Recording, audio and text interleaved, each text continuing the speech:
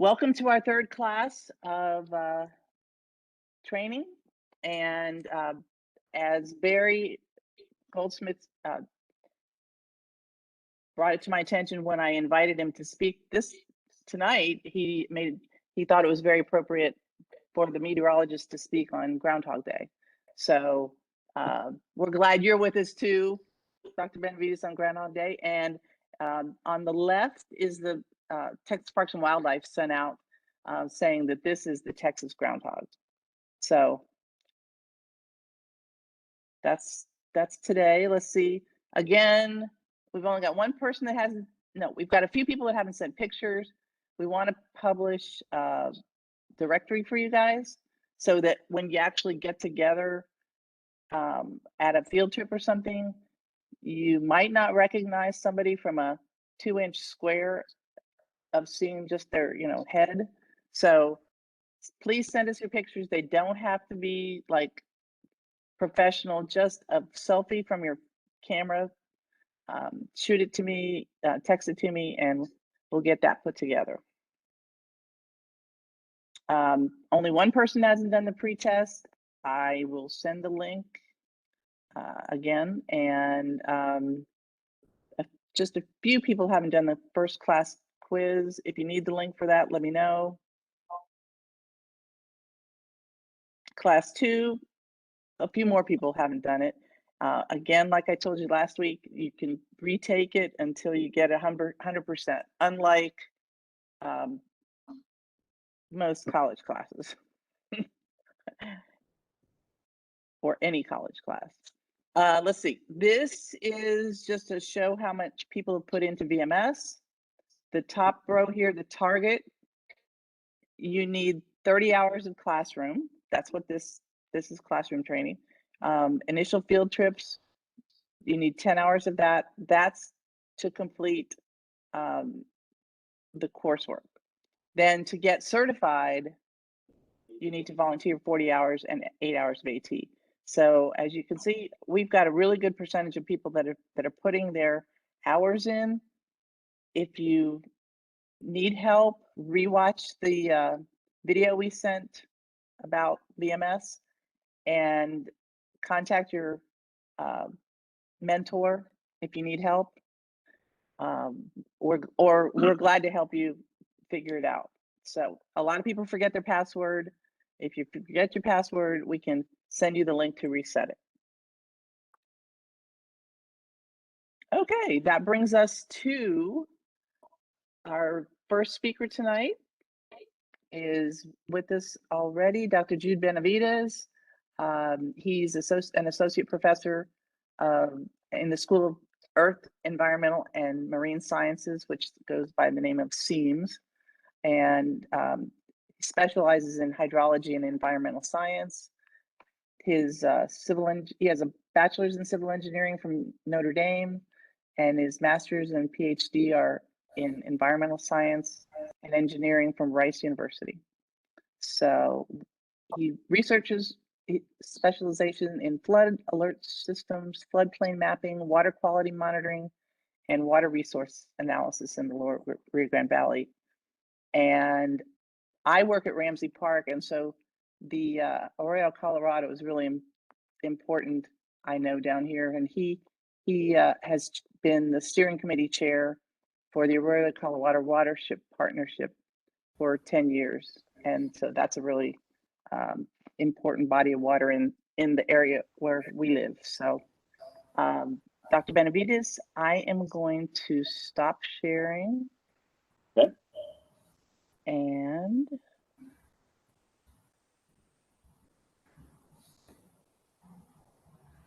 all right, I can take it from here. Let me make sure I've got it. Let's see.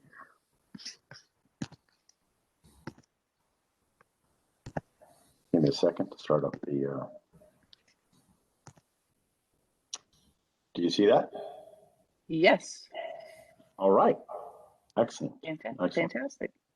If by any chance there's any connectivity issues, you were cutting out a little bit on me. So if there's any connectivity issues, just have somebody text me and I can see if it looks fine on my end, but it may help if I move to another room here quickly. So if I'm cutting in and out at any point, just have Roberto text me or call me, and I'll try to get closer to my Wi-Fi here. Great. Okay. But am I being heard okay? No issues right now? I can hear you fine. Okay, great. I don't see All anybody right. saying that they can't. All right, excellent. Well, please speak up if you can, if you do, and also feel free to interrupt me, please, while I present. Thank you, everybody. It's great to be back. I haven't presented to the Master Naturalist for part of that. Most of that was due to this darn COVID that's been around now for a couple years. But I've also been kind of focusing on graduate students and research and trying to push a couple other things off my plate. I've also got a 5-year-old and a 6-year-old, and so life is busy, as you can well imagine. But I wouldn't have it any other way. One of my favorite pastimes is talking to this group. It's always been a group of very inquisitive and eager and just a fun bunch of people that I've gotten to know, and I'm happy to say that a couple of people are become close friends of mine from just contacting from this group. So I look forward to hopefully getting a chance to meet each of you in person at some point down the road. And if you ever have any questions related to hydrology or water resource issues, water quality issues related to environmental water quality, meaning water quality in our waterways, such as the Arroyo Colorado, the Rio Grande, the Lower Laguna Madre, Resacas, etc. Please don't hesitate to reach out. You can find me at the University of Texas Rio Grande Valley, or you can find me through the Master Naturalist group. So with that being said, I just want to confirm time in about 45 minutes. Is that okay? You have until 7:20. 7:20. Okay, excellent. So I'll leave about 10, 15 minutes for questions. So I should go until about 7 o'clock, maybe 7:05, and we'll get started. So a few months back, I was asked to speak to on waterways in this area as part of some funded work from out of Washington, D.C. Here in Brownsville. And I was happy to generate this PowerPoint. I don't think the viewership got very far. So I modified it a little bit to keep it more interesting for me as well, and keep myself busy. I hate doing exact duplicates of presentations. But I've found some good success with this layout of slides, focusing on the topic of watersheds and waterways of deep South Texas and northeastern Mexico. I'm a hydrologist, as I was introduced, and it's always good to have the hydrologist speak before the meteorologist. It's the way I like it. Hydrologists and meteorologists don't always get along because we have a lot of overlap and we have a lot of differences. But I have a lot of respect for our local meteorologists here, and I think it's you're in for an exciting evening of learning and hopefully some inquisitive question asking. So you can see the image here. I'm a Brownsville resident, but I work throughout the valley. But this is an outline of a watershed for what is called town Resaca. Okay, it's one of the smallest Resacas that we have. Actually, the smallest linear system of Resaca we have in Cameron County. It's about 7.5 miles long. You can see it starting. Can you all see my mouse? Yes. Okay. Okay, it starts about right here, kind of sinewy down through here, comes around here, and then it was buried by the Highway 7783 back in the 50s and 60s. So it goes underground, culvert, and then pops up again down here. And there's a little bit of a duck head. We call this duck head Resaca. You can see the bill right here, the head of the Resaca right here. And then it goes into a drain ditch and continues on its march down to the Brownsville Ship Channel.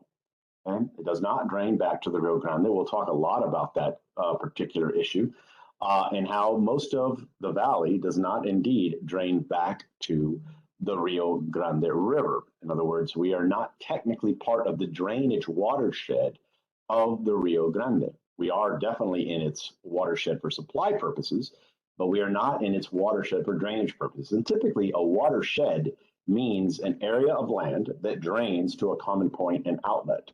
So technically speaking, the vast majority of the valley, except for those areas that are right up against the river, do not or are not part of the Rio Grande watershed. Now, that may sound unusual to some people, but it is indeed not unusual for rivers as they approach their base flood elevation or base surface elevation, meaning sea level in this case, as they approach the Gulf of Mexico in this case, or the ocean, or whatever sea they're draining into.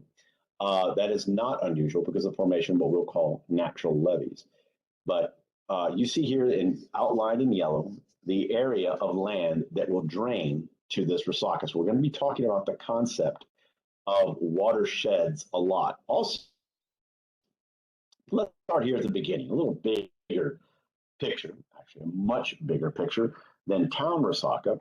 And here's the gargantuan Rio Grande River, right, or Rio Bravo River and its watershed. Unlike many maps, like you see here, up here, there's a dashed line for the border. This right here, this map that shows the watershed does not show the border proper.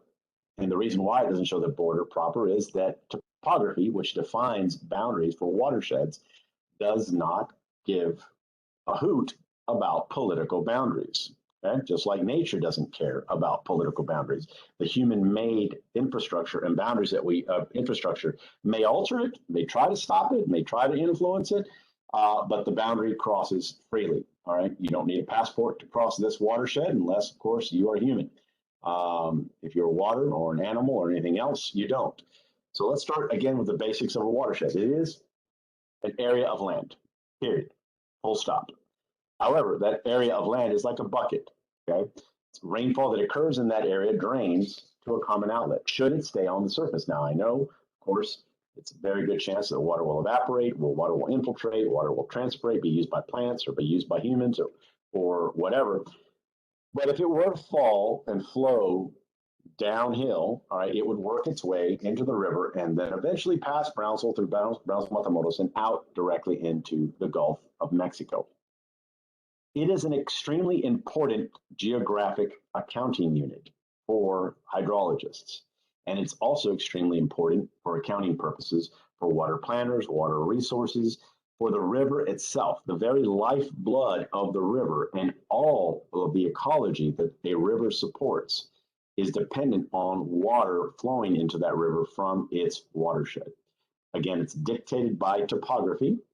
And of course, the basic precept of hydrology is that water flows downhill. Okay? We also know that water flows uphill occasionally. There's a hydrologist joke.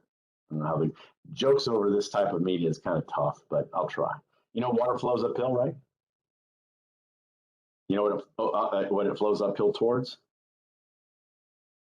Anyone? Money. Get it? Okay. Costs money. Takes energy to push water uphill. Okay. And the more money you have, the more energy, all right, you can expend. And water is heavy. Don't let it fool you for a second.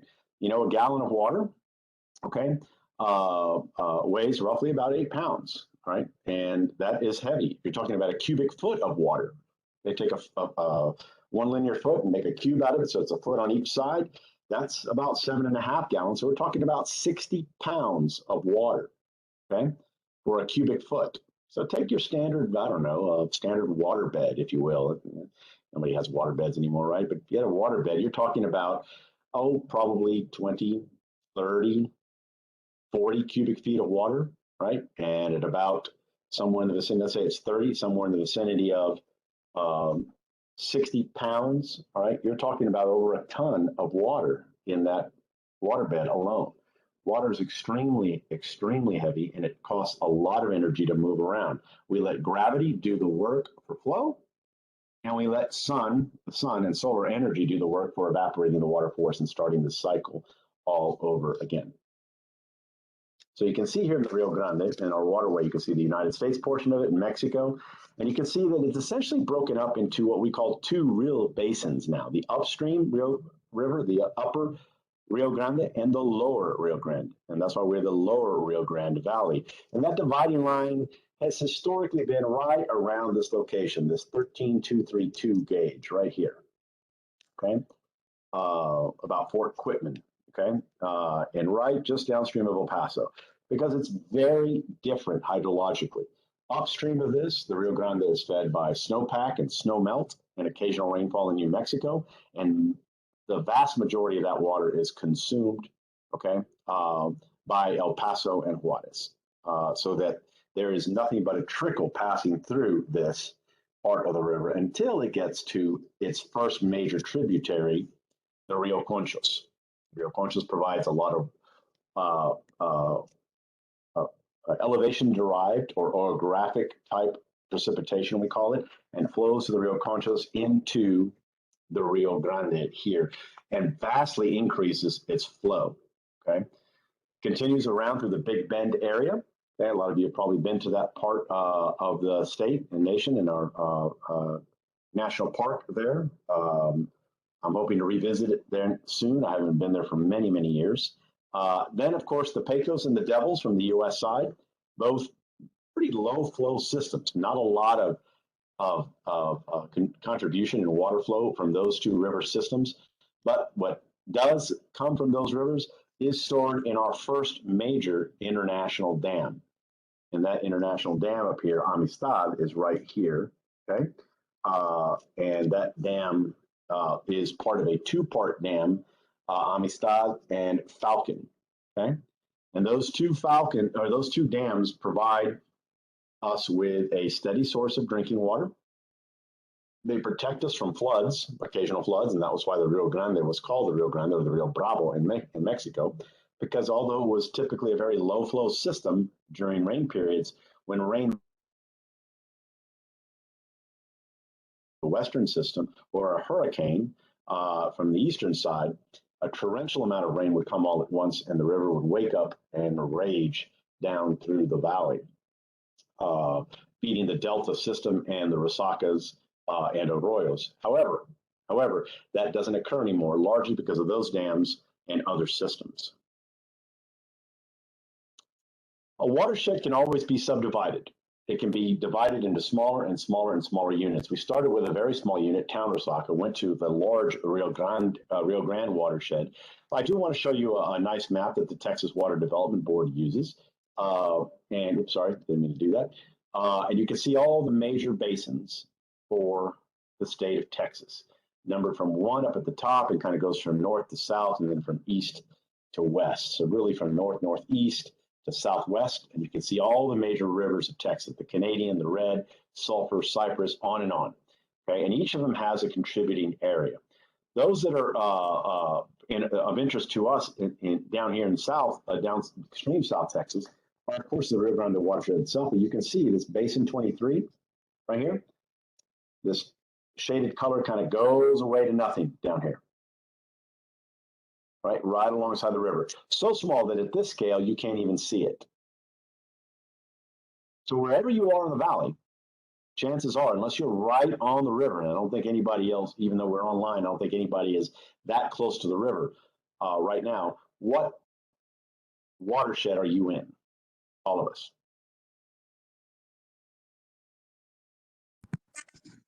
This is Rio Grande. This is Rio Grande, watershed or basin number 22, correct. And you can see here that this Nueces Rio Grande Basin is different, not only because it has two names, but different than a lot of the other river basins. Pay careful attention to what the Nueces Basin does. Look at 21, the width of its watershed, and see how it kind of narrows away again, just like the Rio Grande. Okay, check out 14, the Colorado. The Texas, Colorado, right? Coming all the way down and then again getting very narrow between 13 and 15. The same thing for 12, Brazos, getting very narrow. Again, that is a common feature. I told you the Rio Grande happens to be the worst of these as far as getting extremely narrow towards its end. But does anyone have a theory as to why that might happen? Hi, Ricardo. Just saw you on the picture. Anybody have a theory as to why that might happen? Why do these watersheds get so narrow as they approach the Gulf of Mexico?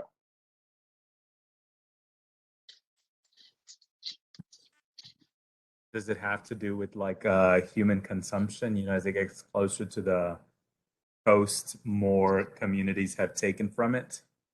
That would be a good guess. But again, keep in mind and remember that this was even the case long before we were around. This is a natural phenomenon, excluding the process of humans. Even so, we do reduce the flows, but actually the process that created this narrowing was actually because of excess flows, sudden excess flows. Remember, these are topographically derived, right? These are defined by topography. We'll talk about this process here in a bit. Okay, what actually happens is what we call natural levees form, not human-made levees. Okay, not human-made levees, but natural levees. The waterways come down not only with water, but a bunch of sediment in that water, and it floods the river's banks. And as it floods out of the river's banks, it takes that water and sediment, and it suddenly is outside the river's primary conveyance channel. When that happens, that water slows down drastically.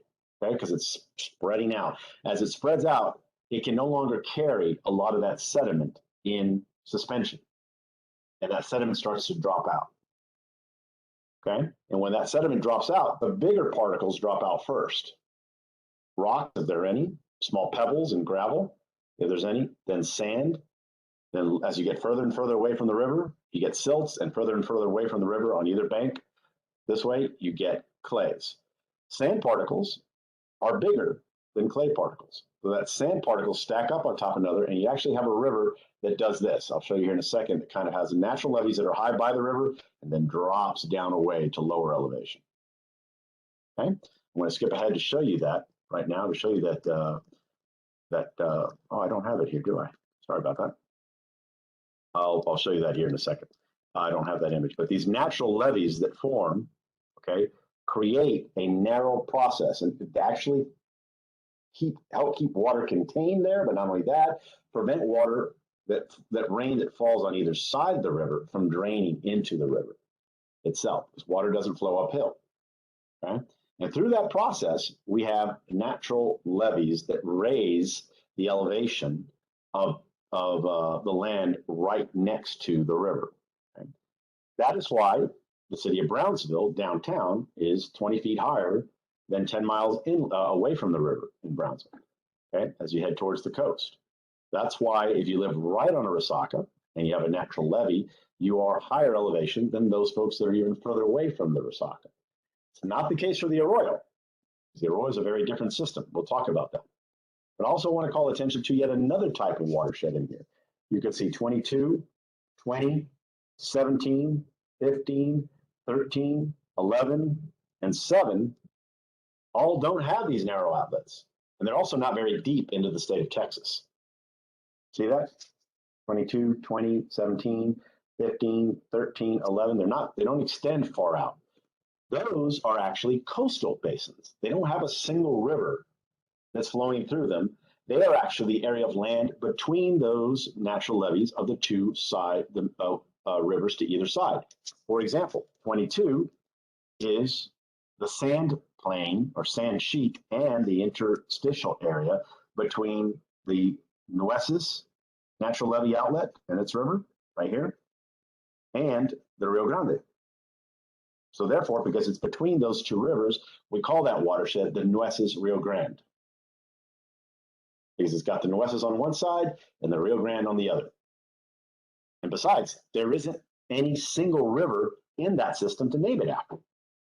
You could call it the Arroyo Colorado, but that's just one of several arroyos in the area. So why the Colorado? Same thing for 20. 20 is called the San Antonio Nueces. San Antonio on one side, Nueces on the other. Same thing for 13, the Brazos Colorado. So when you see a map like this, you can start to understand where water's coming from, flowing over land, and that there's coastal basins that operate very differently from river basins. And because we're in the valley, we're right at the southern end of the Nueces Rio Grande. We have both in our backyard.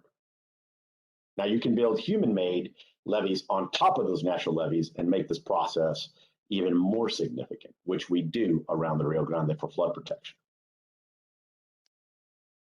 And this is a close-up of the Nueces Rio Grande, is what you all drive through when, or we all drive through when we drive up 77. 77 and or 83 north, and we're passing through the King Ranch.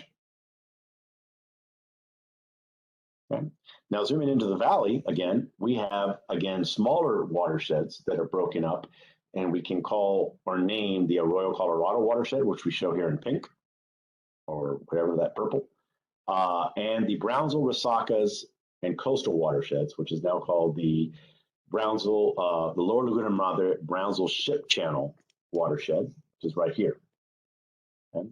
And the dividing line between these two watersheds is one of these green squiggly lines. Anyone know what this feature is right here?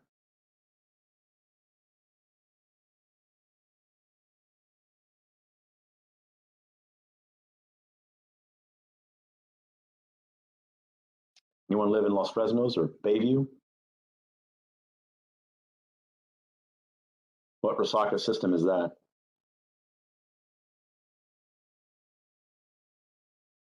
It's the Twins Resaca, Resaca de los Cuates. Okay, one of the larger Resaca systems that has water maintained in it in Cameron County. And it is a beautiful system. So we provide or pump water into it for the purpose of irrigation transport. But the second benefit to that is having a beautiful waterway with water being pumped into it from the Rio Grande for that irrigation purpose. Because of the natural levees of not only the river, but the ancient Resaca systems, that is actually higher than the land just to the north of it and the land just to the south of it. And it does form a boundary between basins. The outlet of these systems are very different. I show this here. The blue circle with a plus sign in it is the outlet of the Rio Grande, which drains directly into the Gulf of Mexico. Okay, many of you have probably been to the mouth of the Rio Grande. If you go down to Boca Chica and drive down a couple miles, okay, you'll go directly to the mouth of the Rio Grande. You can see it emptying directly into the Gulf of Mexico. But the other systems, the Arroyo Colorado, and all of the Resaca and drainage systems here in this green area drain to the Brownsville Ship Channel or to the Lower Laguna Madre directly, and the Brownsville Ship Channel drains into the Lower Laguna Madre. A very different outlet location. Okay, for the purposes of water quality, for the purposes of environmental preservation and habitat preservation, and a host of other concerns, we don't drain back to the Rio Grande. That's a take-home message for you today. Okay? So along with our watersheds, as you see here, okay, we have waterways, the actual arteries of where that water is flowing in sufficient quantities to create a river or a creek or an arroyo or a resaca or a lake or a bayou or a slough or a wash or a draw. There's all sorts of terms that we use throughout the US and around the world for rivers big and small. So here is again the valley, and I'm showing in blue outline, okay, some of the major and not so major waterways in the valley. This is actually what resides in a national or federal database system, okay? And this federal database system, which is called the National Hydrography Data Set, is done at a scale for the United States. So they're not going to get everything right from that scale because a lot of things are too small. So we have higher precision data. This is definitely not every waterway in the area. The next slide will show you the density of the secondary drainage channels, some of the resacas and irrigation canals and drainage ditches that we have in the valley. You can see just how dense this network is. Some of these are natural, some of these are human-made. All resacas, the vast majority of resacas are natural, by the way. But a lot of these straight lines you see here are going to be irrigation ditches or irrigation canals or drainage ditches. Okay? And you can see just how dense that is. Probably just about as dense as our road network, maybe. But we're not done yet. Adding all the arterials, the tile drains, and everything else, you can see just how dense the waterways in such a small area. This is just Cameron, Hidalgo, Willacy, and way to the west, you got Starr, and at the very north, you got Kennedy. You can see just how dense this waterway system is just on the US side of the Rio Grande River and its delta.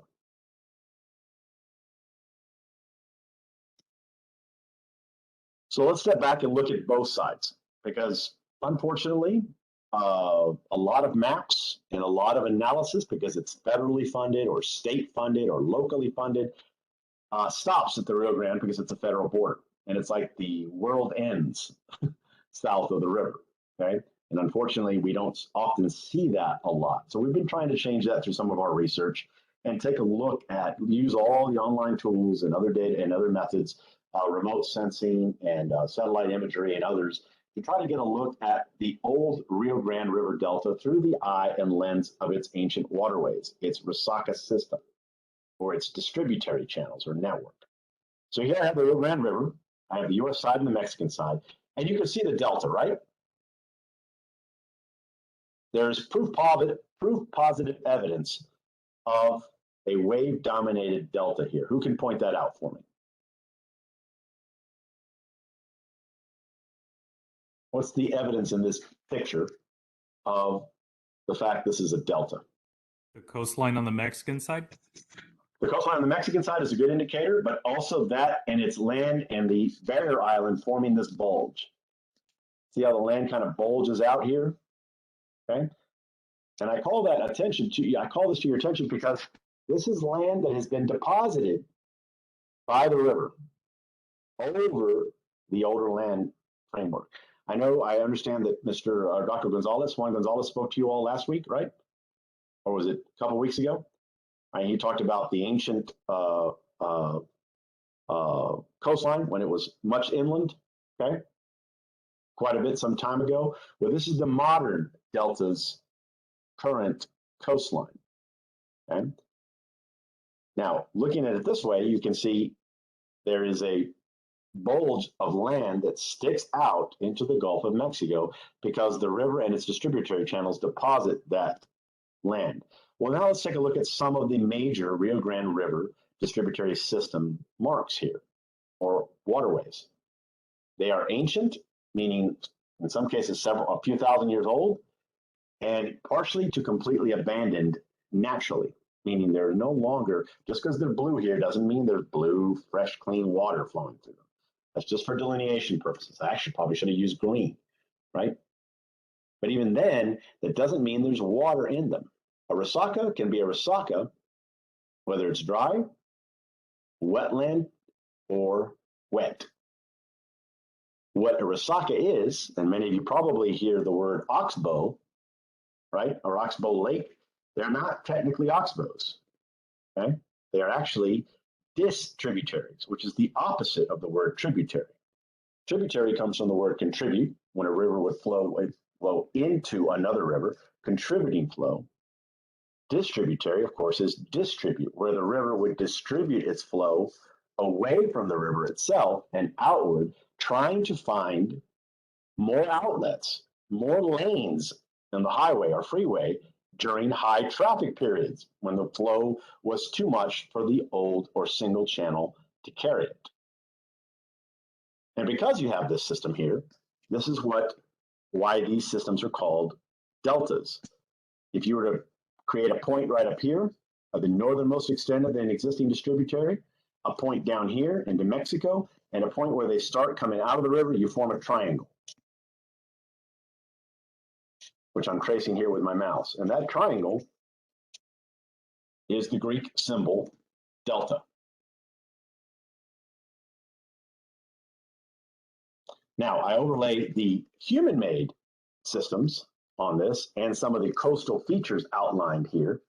And you can see just how drastically dense both sides of the Rio Grande Delta are with respect to waterways. Now, why is this important to a Texas Master Naturalist crowd? Anyone? There are a whole host of reasons. Can anyone decide or pick one?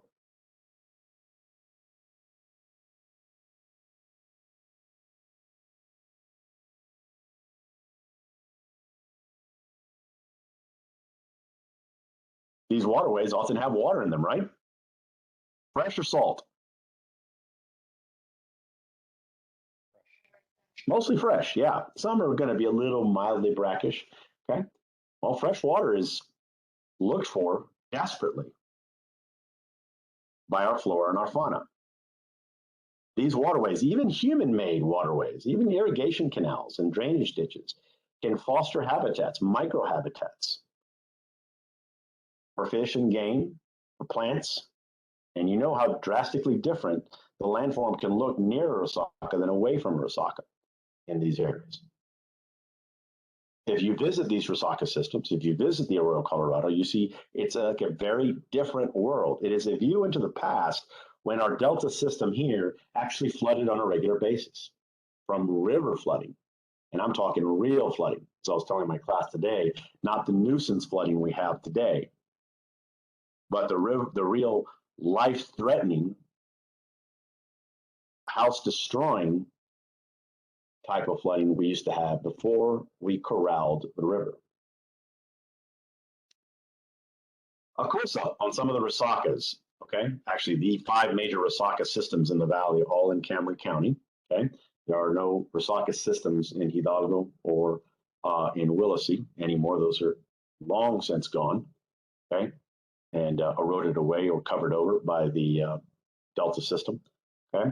And you see these blue lines here showing some of the Resaca systems, and I'm going to show you in color what they are from north to south, okay? You have Resaca de los Fresnos, which actually passes through San Benito, and you have Resaca de los Cuates, which passes through Los Fresnos. Blame the USGS, right? Okay. Actually, this area north of Los Fresnos was called Los Fresnos before, and that Resaca system passed through it. So it's actually correctly called that. Just so happens this town was named after that later.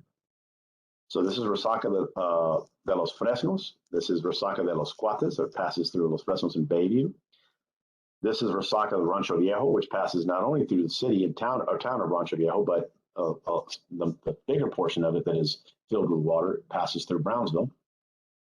You have Resaca de la Guerra or de la Palma, depending on the reference you use. It references the same Resaca. And then you have the smaller town Resaca, which we started our presentation with earlier. A note about Resacas, okay? It is a distributary channel, not an oxbow lake, okay? An oxbow lake is something like you see here on the right, where a river has a bend in it and the area of fastest flow starts to pinch that land and eventually takes a shortcut and then eventually abandons it because of the natural levee effects, and you have this little bow, okay? Usually very small, okay? Totally different formation process. The Resaca systems are much bigger than that. They are actually, if this is the river system flowing from right to left, tributaries flowing into a main channel, and then as it reaches the Gulf, or in this case, the Gulf, or whatever ocean or sea, it will spread out into a distributary network. These lines here are Resaca systems. Okay. Now, we also call oxbows that form around the river and around Resacas, right? Or these little bancos, we also call them oxbows. Okay. So, but it's not only semantics. I'll get into that later if I have time. Okay. But just to reemphasize this picture, I wanted to show you the Resaca systems again, okay, with all of their associated oxbows. You can see here in blue around each Resaca system, little pockets of oxbows, okay, where that river system, because Resacas are river systems, used to pass through and then abandoned it. How long ago? Who knows? Very difficult to date these because there's not a lot of carbon in the soil that is datable through carbon dating processes, okay? So it's really hard to kind of exactly tell, but we do have some that have just only in modern, very modern history, as short as recently as 90 years ago, been created. Okay, in fact, one of them is on the UT RGV Brownsville campus, where a portion of the UT RGV Brownsville campus used to be in Mexico prior to 1933.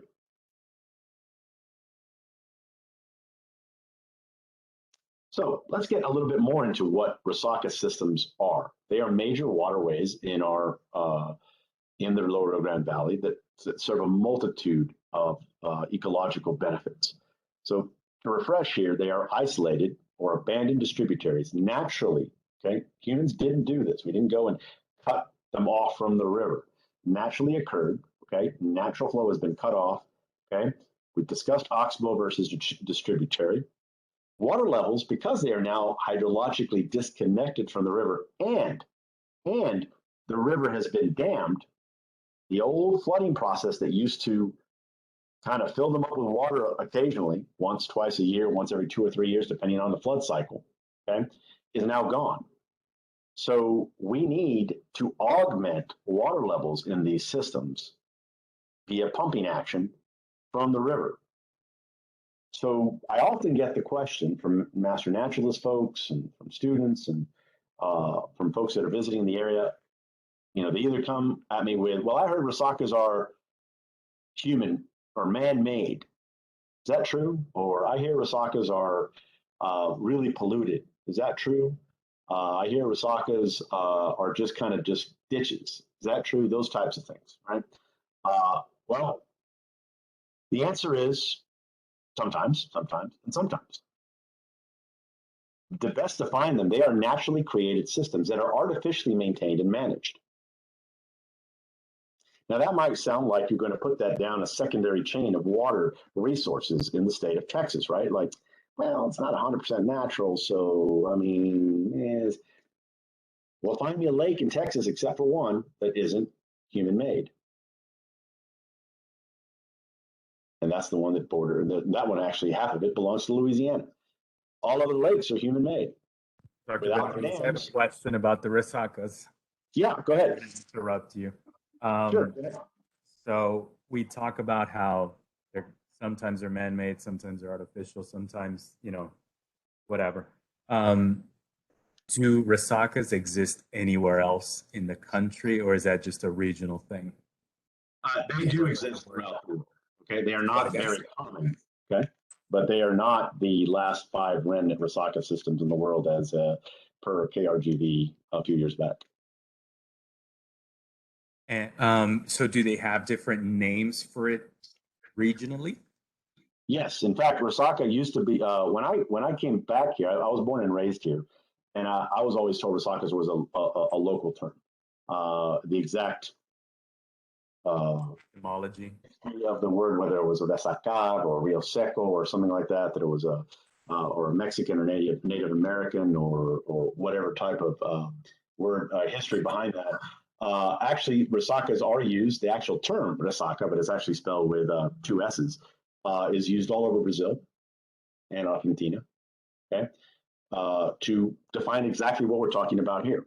So my guess is, I'm not an expert in this area, my guess it is very much so a Spanish word or Portuguese word or a confluence of those 2 languages at some point, or an offshoot of one of those languages. It defines systems that are periodically wet, periodically dry, much like wetlands, but the water's coming from a river system, not just rain. Okay? So rain falling from way far away, like Monterrey, coming down the system and charging it up again, and then it's dry again. So that's a good question. Okay? But again, naturally created, artificially maintained in this case. Did I answer your question, Ricardo? It did. Thanks. Okay, great. So let's take a look at an elevation map. This is a map that most people find interesting. This is a high resolution topography map from LIDAR, light detection and ranging, for the US side, because we have that available. High resolution, meaning every 10 feet in each direction, we have an elevation point, which is just the gold standard when it comes to elevation point density. South of the river, we don't have the LIDAR available to us, so we use the shuttle radar terrain mapping system, which has covered the world. But even then, you can still see some of the resaka systems. Yellow is higher than this brown or tan color, orange color. So take a look at Resaca de los Cuates right here. See how it's lighter colored than the area to the north and south of it? That means it's higher. If you look carefully at Resaca de los Cuates right in here, it might be too small on your screen. You can see little elevated distributaries coming out of Resaca de los Cuates right there. That's an old distributary fan, a delta within a delta. It happens all the time. Much older. You can actually see that these systems cross each other. Resaca del Rancho Viejo actually was overtopped or overcrossed by the Rio Grande and actually continues into Mexico. I'll show some close-ups here in a second. It's a lot easier to see that Resaca de los Cuates and that distributary fan of Resaca de los Cuates right here. You can see how this is brighter or higher than the area north and south of it. Same thing for Brownsville, Resaca del Rancho Viejo, higher than the area north and south of it. Same thing for Resaca de la Guerra, higher than the area north and south of it. So if you were an engineer and you needed to put a drainage ditch to get water out of low-lying areas in and around the Brownsville area, where would you put them?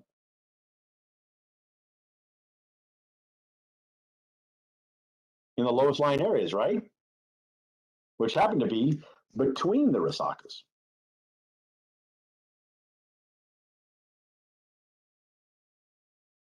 I'm not playing games here. I'm not playing statistical games or anything. This is the actual elevation. Okay, you are lower here than you are when you get closer to a Resaca system because of these natural levees. Now, I want you to see this pattern. You see brighter and darker, brighter and darker, brighter as you get closer to the waterway. Here's the arroyo up here. Do you see that pattern there? Or do you see dark and then bright?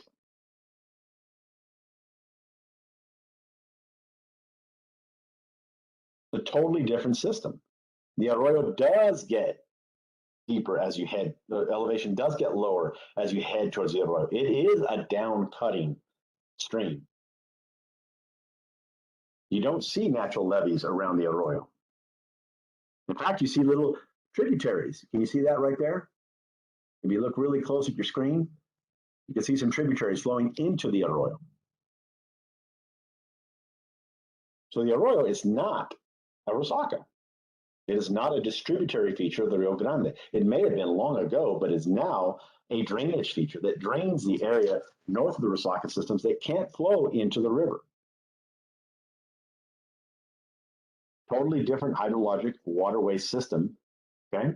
And again, the water in the arroyo, 90% of it is human caused, just like the Resacas, meaning most of that flow in the arroyo, the persistent flow in the water, is almost 100% returned wastewater and agricultural return water at times. Only during rainfall events is it over 50% runoff. Without that water being returned to the arroyo through human use, pumping from the river and discharging it into the arroyo, this arroyo, Colorado, would be much like all the other arroyos you see driving up 77, mostly in a dry state, persistently in a dry state, occasionally wet. So here comes a decision. These are naturally created systems that are human maintained that have a multitude of benefits we're going to be discussing here in a bit. Here's my picture of the natural lake. I knew I had it in here. Okay. Here's the river. Before, the river would flood out of its banks, left side, right side, deposit the granular sediments, sands and gravels adjacent to the channel, and smaller sediments far away, and eventually you get this type of topography. So rain that falls here cannot flow into the system. It needs another way out. This is the natural levee right here that is created. So if you live on a Resaca, provided you live on a Resaca, not in a Resaca, and you might laugh at that, how could you possibly live? It's easy to live in a Resaca. It's primarily dry. I'll show you an example here in a bit where there are actually homes in a Resaca bed, 10 feet lower than the surrounding area. But if you live on the natural levee of Resaca, you're actually fairly well protected from flooding. I live in a Resaca, it's right outside my window right here. I don't have flood insurance. I don't need flood insurance. If I'm flooded, everybody's flooded. I'm a full 13 feet higher than that Resaca level. And unlike ditches that were human made, that system was designed to carry river flow, not just rain around it. And its watershed is very narrow. In other words, this is a picture of the neighborhood I live in, Lakeway. The land here where these houses are is higher than the houses away from the Resaca system. So runoff actually, unless it falls right inside those banks, runoff flows away from the Resaca systems. So even more reason to, well, we'll probably need to put some water in there. And we do. A lot of times in urban areas, water comes through these Rosaka systems through storm sewers that cuts under the natural levees through pipes. And last I checked, storm sewers aren't high quality water. Because we got to drain that water out fast. We certainly can't treat it. But regardless, that is standing fresh water that is used by fish, birds, plants, amphibians, humans, for a multitude of reasons. The Rosakas themselves play vital and multiple roles and are understudied in terms of the relative importance of these roles. They serve a flood protection purpose. They serve for raw water storage. A couple of you may cringe at that, but it's the same exact water that's in the Rio. Ain't any different. Okay? Cow poops in the river just like it poops in the Rosaka. Bird poops in the river just like it poops in the Rosaka. Exact same water. Irrigation conveyance, we use it to convey water from place to place. Habitat for bird and wildlife species. Improved aesthetics. Park areas. Opportunities for recreation and ecotourism. Economic development potential. And most importantly, they represent a scarce commodity in South Texas, surface freshwater bodies that support flourishing ecosystems. Now, like any other waterway, they have challenges, particularly because the water we pump into them, we don't have enough water to keep sustained flow in these systems at all times. Actually, not all of them. Some we do, but that's probably going to run out eventually. We pump the Rosakas until they're full. Some of them are full and they stay full and they remain stagnant for quite some time. That can lead to water quality challenges. Let me show you some of the different types of Rosaka systems, okay? These Rosaka systems, these tributary networks channels have been fragmented, cut up by roads, by railways, etc.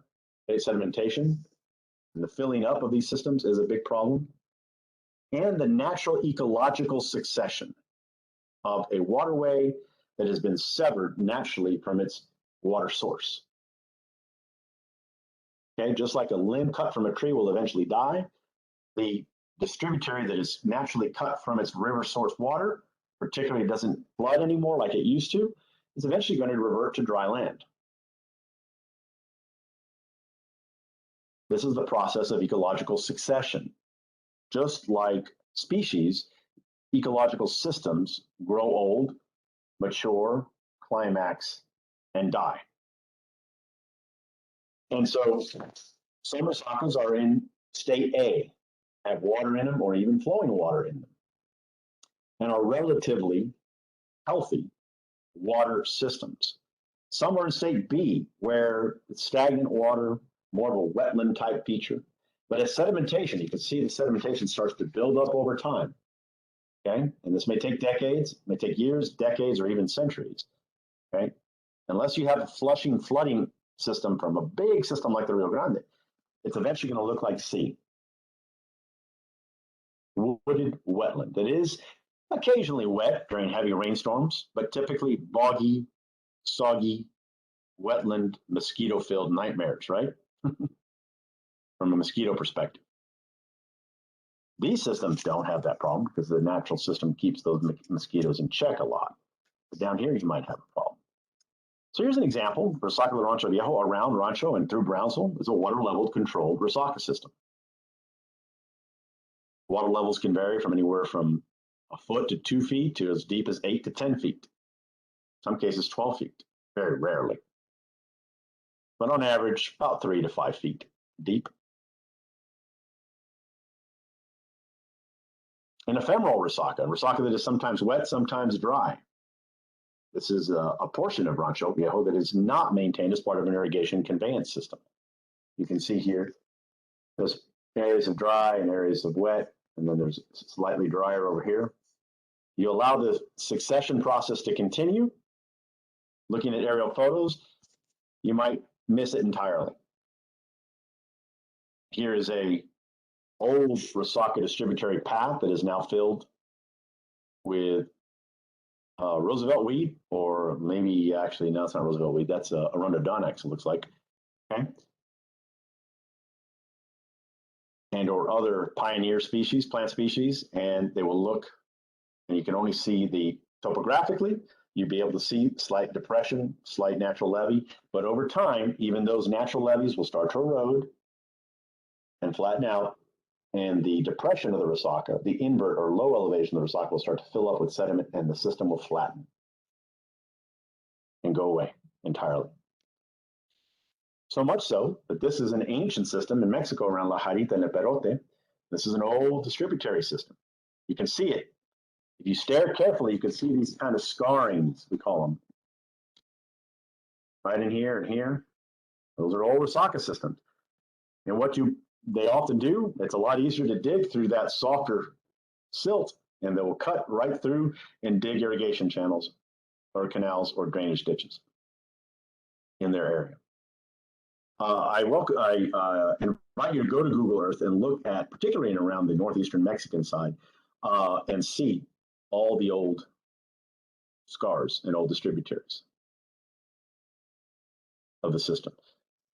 Even at this scale, sorry about that needle, I'm not sure where that came from, that letter, the old system here, okay, you can see, even at this scale, you can see some of the different type soil or color return here, then here and here. You can see some of the old distributary channels through here. One of my students, through her work, went and looked at all of these systems and classified them A through D. A being the blue Resaca systems are water level maintained. There is constantly water in them. Okay, typically for irrigation purposes, sometimes for drainage purposes. B, the green, are in the kind of central succession stage. Okay, central succession stage, where they're more kind of like wetlands.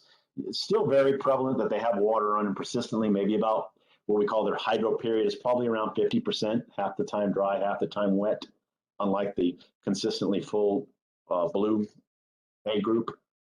And then we have the C group, the much older, much drier group that has hydro periods less than 25%, probably, or even lower, okay?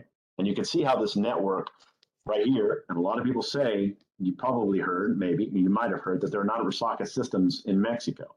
That's not true. There are not water level controlled Resaca systems. There are a few in Matamoros, like maybe a quarter-mile long type thing in that they use for their parks in inner city Matamoros. But there aren't water level maintained ones like we have here.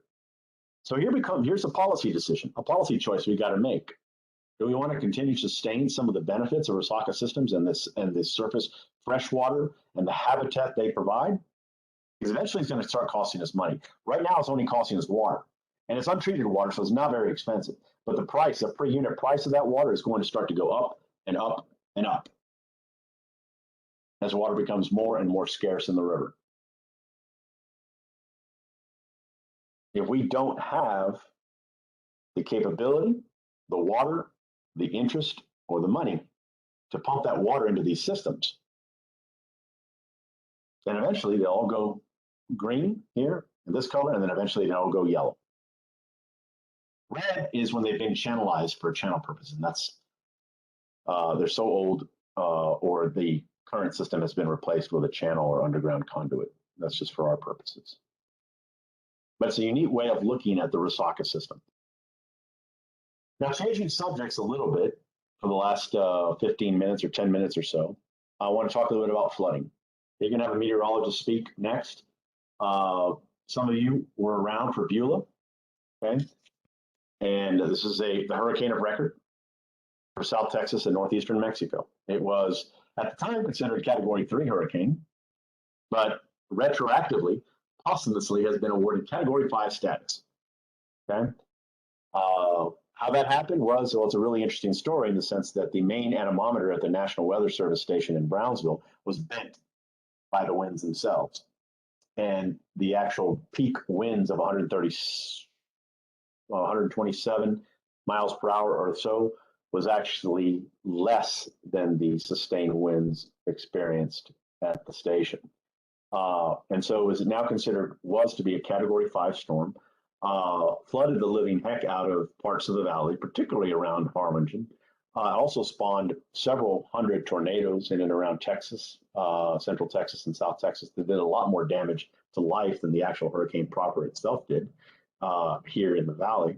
And then took a sharp turn, and dumped all its water and re-entered Mexico after going in through Texas. Took a unusual steep southwesterly turn and went into Monterrey, which is just really the worst case scenario. High winds, high storm surge, a lot of rain. And then a few days later, we get all the river flow and runoff from water falling from Monterrey and draining into the river. The flood threat for the valley is typically threefold. Depending on where you live, one might be more important than the other. But local area rainfall runoff from recent heavy rains is typically the big, more common challenge that what I like to call nuisance flooding that can turn troublesome. Okay? Troublesome. But these local area and rainfall area runoff patterns are not flash flood areas. In other words, there's not fast moving water. It's usually slow or practically still water that can get fairly deep in certain areas, but we're not looking at a significant, it is sometimes a threat to life, but it's not looking at significant threat to life like you do in flash flood alley between San Antonio and Austin.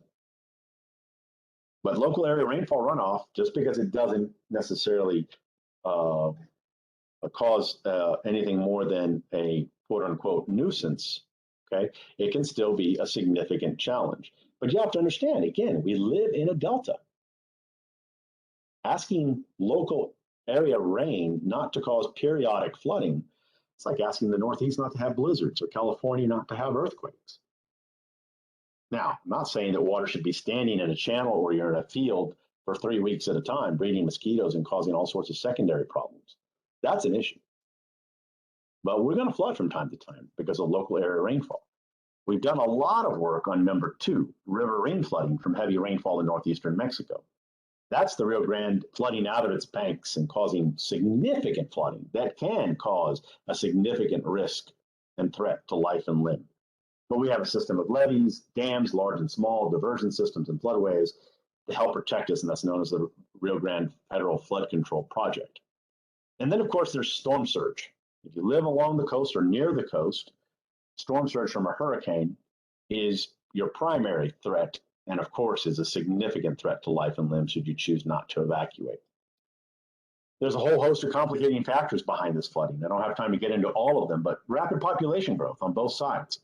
We were an agrarian or agricultural community. Now we are more of an urban area with 1.2 plus million people in the RGV, 2 to 3 million people potentially in Matamoros and Reynosa and surrounding areas. It's an international basin. We've seen the basin is both U.S. and Mexico with a mix of agencies and a jointly operated Lower Rio Grande Flood Protection Project. Problems abound from international to local. Who pays for what? Who can do what and when? Relationship between the International Boundary Water Commission, the River Forecast Centers, local flood agencies, drainage districts, municipalities. Make this a challenge. The Rio Grande River itself is naturally flashy. It is typically low flow, but at times comes up quickly.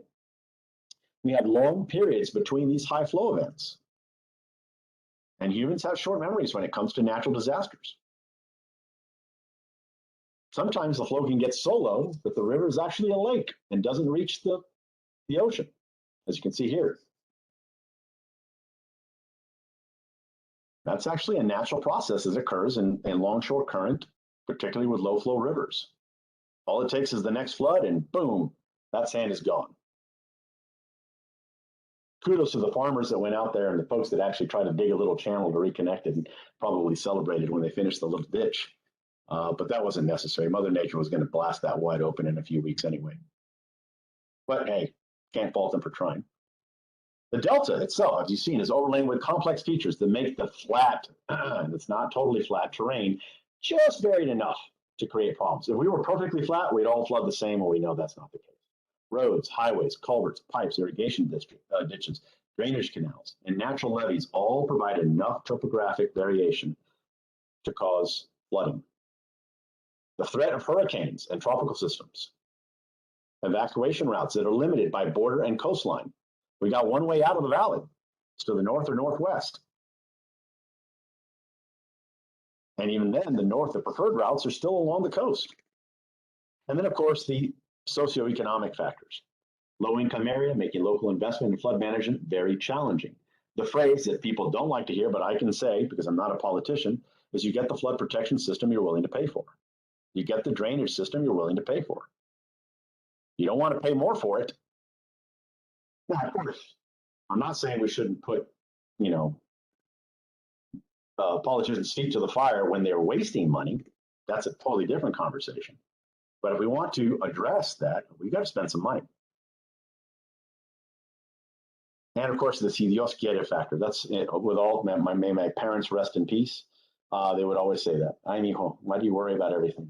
Si Dios quiere, right? It's in God's hands. Well, that's true. I can't deny that myself. I'm religious. But last I checked, that's not going to solve the flood problem. We got to work on it ourselves. It's our problem in many cases. We got to work to fix it. So the federal flood control project, the last thing I'm going to talk about. So those of you that are not familiar with every aspect of it, this is the United States, Mexico. Here's the coastline. Here's Presas Gomez, a dam inside Mexico, and Falcon Dam. Okay. So Falcon Dam and the dam upstream, Amistad Dam, provide protection from river flooding. Also Presas in Mexico. The levees, shown in red here along the river system, provide us protection from river flooding. And 2 additional dams. Anyone know the names of those 2 dams right there? This one right here and this one?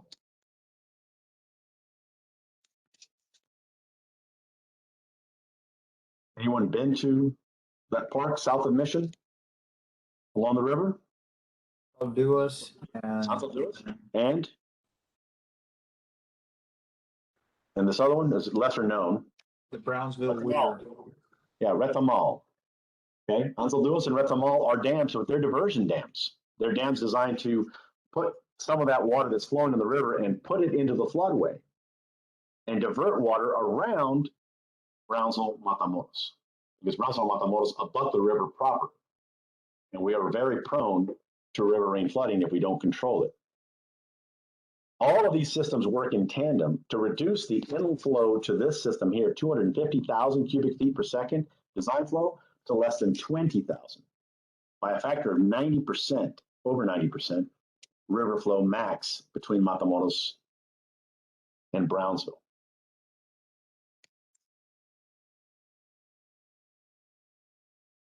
This is an older picture from the IBWC that shows that exact same thing I've talked about with the flows. You can see inside, this is 220 was the old criteria from Beulah. They increased it to 250,000 CFS, and you can see the design flood flow through the river now is 20,000 cubic feet per second. Local area drainage, we talked about, no less complex. And that's really, I think, all I really wanted to talk about. I have another set here of slides related to urban drainage, but I think that really kind of covers it for us today. So I'm going to skip to the end here to our end pictures. I have some neat slides here, but we don't have any more time. Questions?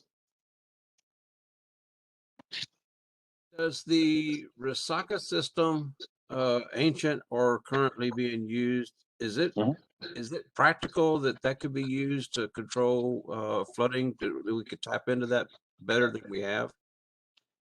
In some areas, yes, depending on the the proximity of the development to a Resaca system. Okay, and in light for that, and answer that question, I'll show you Town Resaca right here. Town Resaca itself. Okay, and I'll just show you one quick little picture or set of pictures that I think is interesting.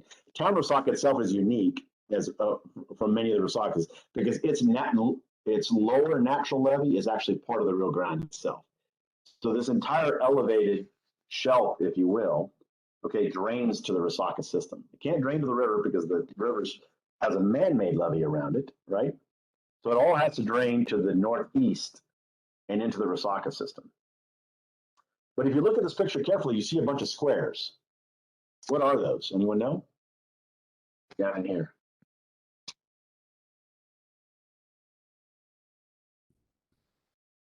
That are not flooded, shown in blue during the heavy rain event. Those are city blocks. Long ago, before we had all this fancy technology and we had hydrologists studying all these problems, we had all these other things going on, and meteorologists and everything, the city developers long ago, and we're talking about in the 1800s, built these blocks. When they started to build roads, they built the blocks elevated. Why? So they wouldn't flood. Because they knew exactly, they knew they needed to use the streets as rivers. Mhm. So the next time somebody's car or your car or you're somebody's car you know floods in the streets, don't say this to them because they'll get pissed. But it's better the car than the house or people. Now they shouldn't flood all the time, and they certainly shouldn't flood with a half-inch rain. That's a problem that needs to be addressed. But this is a 50-year, 24-hour storm, and I'm going to show you a picture.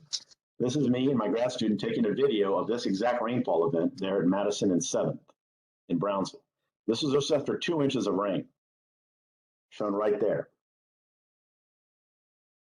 A similar location right here, just a few blocks away, the same time, no flooding.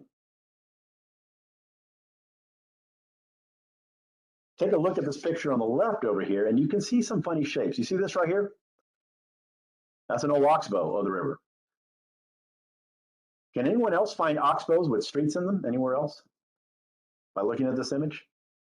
How about right here? How about right here? If you look at the topography, how about right here? There's a big oxbow, old path with actual development in it.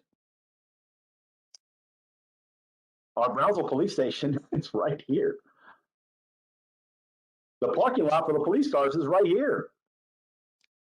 When it rains, they can't get out. That's a problem.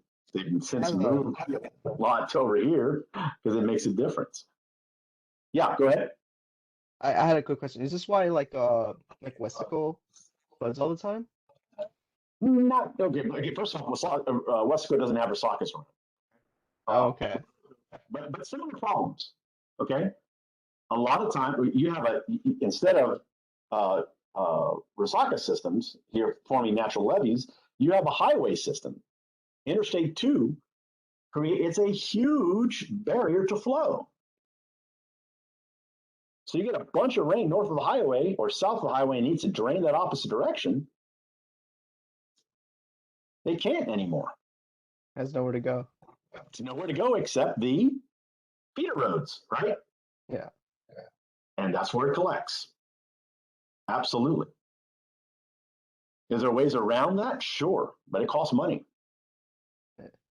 We really do need to challenge our highway department, right, to look at the impacts that raised levees, dam systems like highways have on local rainfall runoff. And that is a historical problem that's loomed for decades since the advent of the highways. Because I'm not advocating to abolish highways or anything like that. We just got to look at saying, how are we impacting that? And that a lot of times that's your major issue around Westco. Not all. I'm painting with a broad brush. But coming back to the original question, Town Resaca, definitely. We need to maintain it because Town Resaca primarily functions in a drainage system. All the other Resacas, parts and pockets of them, may help in small areas. But the answer is not, nor will it ever be, we can solve the flood. I'm not saying you were saying this, but I'm telling you right now, nor will it ever be the flood problem for Cameron County will be solved if we just simply lower the Resacas ahead. I wish it was that simple. It's not. That's not even 5-10% of the problem. Other questions?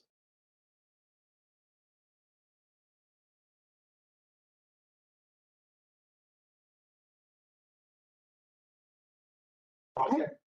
that's all I have, folks, for tonight. Thank you very much for your time and attention. I hope you learned something. And if you have any questions at all, I'll be happy to share these slides with you all. If you have any questions at all later that might pop up, I'm happy to try to answer them. Let me see if I can stop my sharing. Thank you so much, Dr. Benavides. Thank you. That You're was welcome. so interesting.